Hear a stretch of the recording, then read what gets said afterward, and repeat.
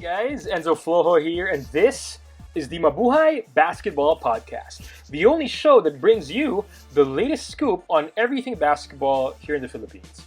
Whether you're a diehard fan, a casual observer, or just looking for some good old-fashioned hoop talk, you've come to the right place. So whether you're a fan of the PBA, the UAAP, the NCAA, Gilas, or any other league in the Philippines, we've got you covered. And if you're just discovering the exciting world of Philippine basketball, we're here to guide you through every dunk, crossover, three-pointer, and controversial college transfer. So get ready to be entertained, informed, and inspired as we delve into the world of Philippine basketball. This is the Mabuhay Basketball Podcast. Let's talk some hoops. Hi guys, Enzo Flojo here, and this is again the Mabuhay Basketball Podcast. Now, I was supposed to talk about a different topic today, but I'm going to move it to tomorrow instead. I'm going to move that topic to tomorrow instead because today I want to talk about, or I want to give a quick reaction to one of the latest developments connected to our Gilas Pilipinas men's national basketball team. In this episode, we're going to talk about the current challenge, or the big challenge right now, that's facing our Gilas Pilipinas national team, especially as the team prepares, or siguro better to say, tries to prepare for the 2023 Southeast Asian Games in Cambodia. Okay, now, if you're not yet sure when the Southeast Asian Games are going to be this year, so we had one last year, pero the Southeast Asian Games kasi are held every odd numbered year, diba? Dapat 2021 sa Vietnam, if I remember correctly. But because of the COVID pandemic, they had to move it 1 year, push it ahead, or push it back pala 1 year to 2022. That's why, for the first time, I think maybe ever, although someone can correct me, we have back-to-back years where we have the Southeast Asian Games. And this year, it'll be in Cambodia, in Phnom Penh. I think the first day is on May 5. So that's about, if my math is correct, about maybe 16, 17, about 2.5 weeks away from today. Now, the problem is that our Gilas Pilipinas men's national basketball team doesn't have much time left to prepare. That's 2.5 weeks. And whenever Coach Chot Reyes, our head coach, calls for practices, definitely not everyone on the pool is able to attend. In fact, I think last week, kung di ako nagkakamali, Coach Chot had to cancel practice because only around 7 or 8 players were able to actually join. And earlier this week, and this is the main trigger while I'm doing this quick reaction episode, they had to make do with only, I think, about 10 or 11 players practicing. Now, obviously, you can play basketball with just 5 people on your team. Obviously, you can probably hold a practice with maybe at least 8 or 10 based on my experience, but it's not ideal. And definitely not how you want to prepare the national team for the Southeast Asian Games. I mean, this is not an intercolor, inter-subdivision, inter-barangay, intrams, sports fest kind of tournament. This is the Southeast Asian Games, and the stakes for Gilas have never been higher.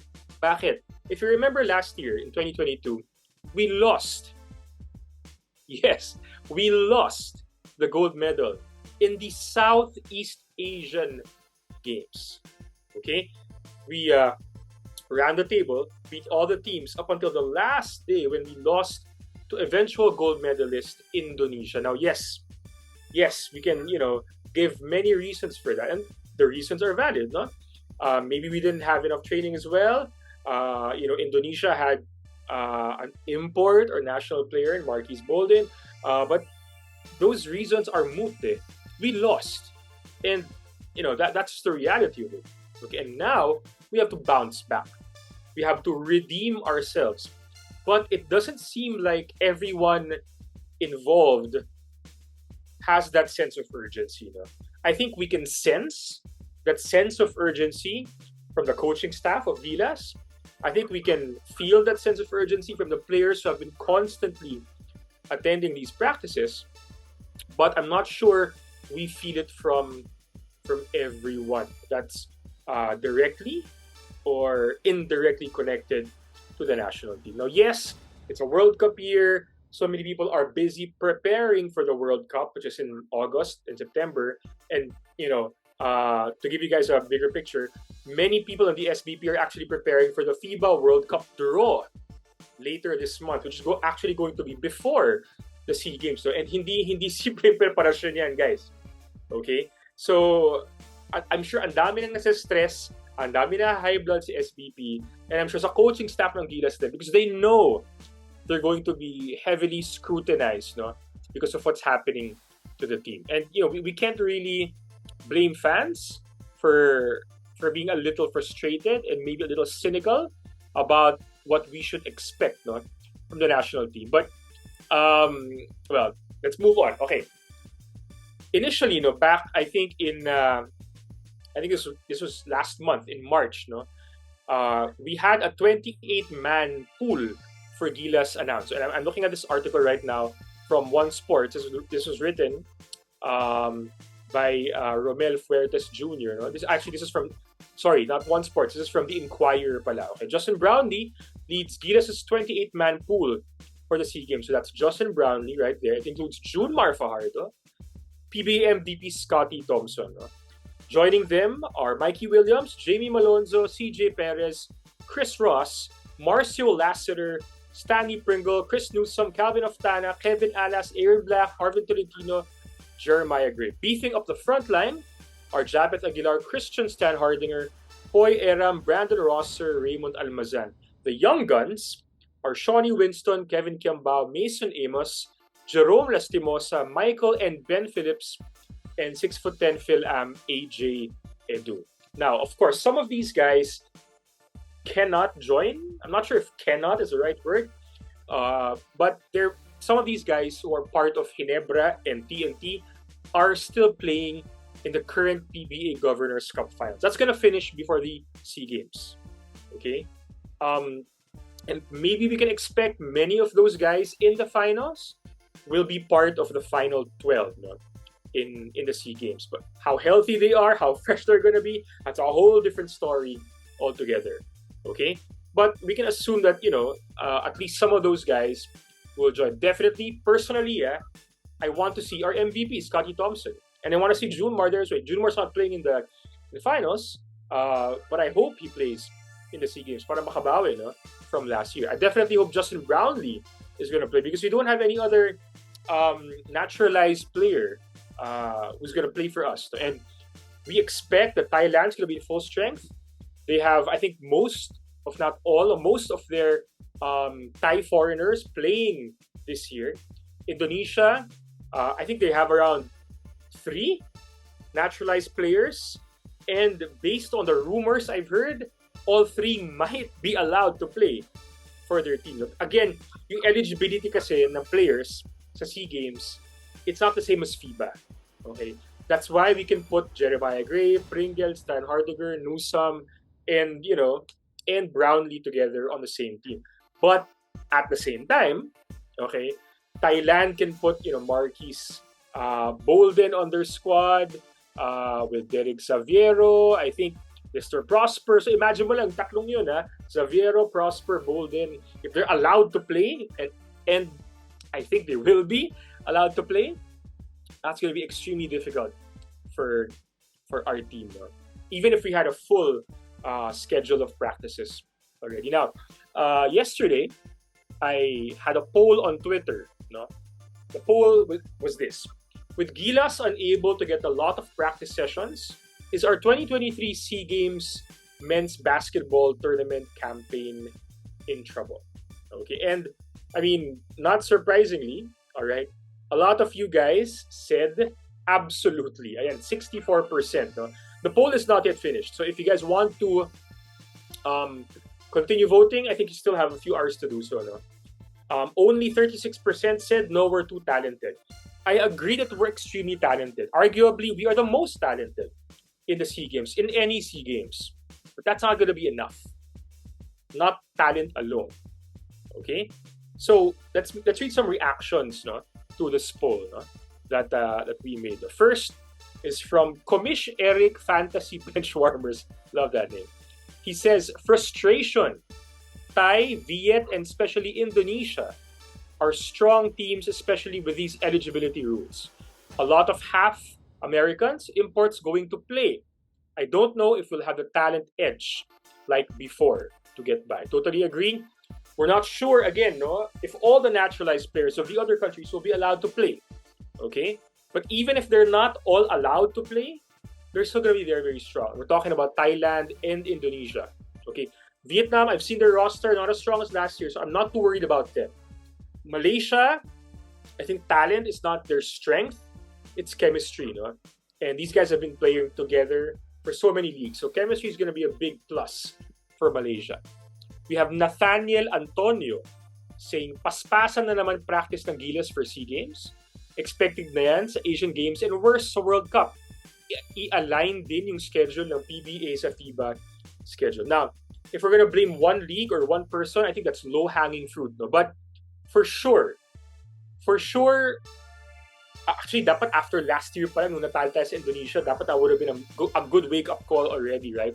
To really have a major shift in how we do basketball systematically in the country. But we're not seeing that yet. Okay? Next, from Francis Pasigan. No matter how talented you are as a team, if most of your players are not committed yet to join, they will have a hard time for Gilas getting the right chemistry. Commitment is always the best way to achieve what we want. National athletes like Gilas players must have commitment.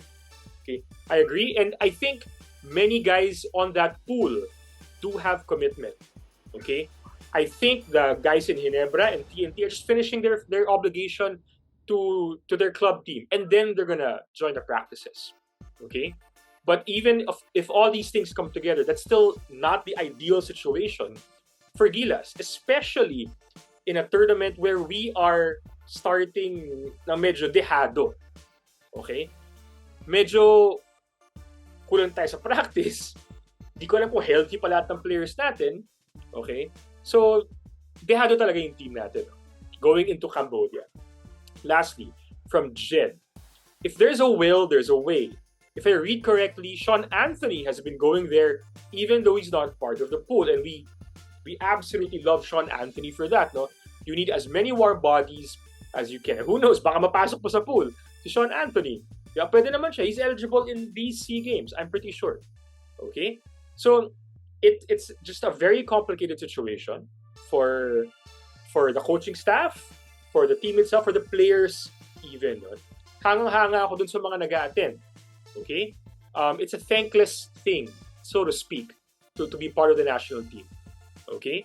Now, as a parting shot, again, our national team is not at an ideal situation right now. Going to Cambodia to reclaim the gold medal under normal circumstances would already be extremely challenging. But now it's made even tougher because all these bumps and hurdles in our practice sessions are popping up. Okay? Coach Shot cannot run his practices the way he wants to because he just doesn't have enough people to join the practices. Now, we should still be the deepest, most talented team out there. No? We definitely have the biggest names, but games and medals are not won with depth or talent alone, and certainly not with big names alone. You win them with preparation, you win them with developing chemistry, scouting your opponents, and making that game plan, or tailoring that game plan for whom you're going to face. Now, even with the situation, despite all these things, I still believe Gilas can win the gold. Can win. I'm not saying we're the favorites, but we can. It will surely be, an uphill battle, diba? Against Thailand and Indonesia. But it's not impossible. Okay. However, again, to be completely honest, there's a small part of me, maliit lang naman, but there's a small part of me that kind of feels like maybe losing last year did not wake us up enough. And maybe losing again might actually trigger a more drastic, more rampant, and maybe a more necessary reform in Philippine basketball, in how we do Philippine basketball, our systems and structures here in the country, especially relating to our national team. I think based on what's happening now, it's clear that we haven't yet learned, or we didn't learn, from last year's debacle in Vietnam, di ba? Our shocking gold medal loss to Indonesia last year should have woken us up. On paper, and in press releases and stuff, okay, we say all the right things. It woke us up, we're doing things better, but clearly, the proof is in the pudding, and the pudding right now tastes like, I don't even want to say it, okay? Maybe we still think it's a fluke that we lost last year, and maybe we need another dose of cold water in our faces, to really wake us up. Okay, rant over. If you like this topic, then you should like our future topics and discussions as well. As always, we're going to spotlight some fan comments because we value what you guys think. Ito, totoo na. For tomorrow's episode, okay, we're going to look at whether student athletes should publicly announce their commitments after graduation, after they get that diploma, after they actually finish high school, and after they actually pass the entrance exams. We'll see. Okay? Mabuhay ang Philippine Basketball, kahit napakahirap mong mahalin. Mabuhay tayong lahat. Again, thanks for tuning in to this episode of the Mabuhay Basketball Podcast. We hope you enjoyed listening as much as we enjoyed creating it. So don't forget to follow, like, and subscribe so you never miss an episode. Also, feel free to leave a comment because we love that engagement. And who knows, maybe your comment might be featured next. You can also read my stuff on clutchpoints.com, Tiebreaker Times, and of course, FIBA.basketball. Follow me on Twitter at Hoopnut or Instagram at TheHoopnut for more content and updates. Until next time, keep betting on yourself, shooting your shot, and seizing the moment. Mabuhay ang Philippine Basketball.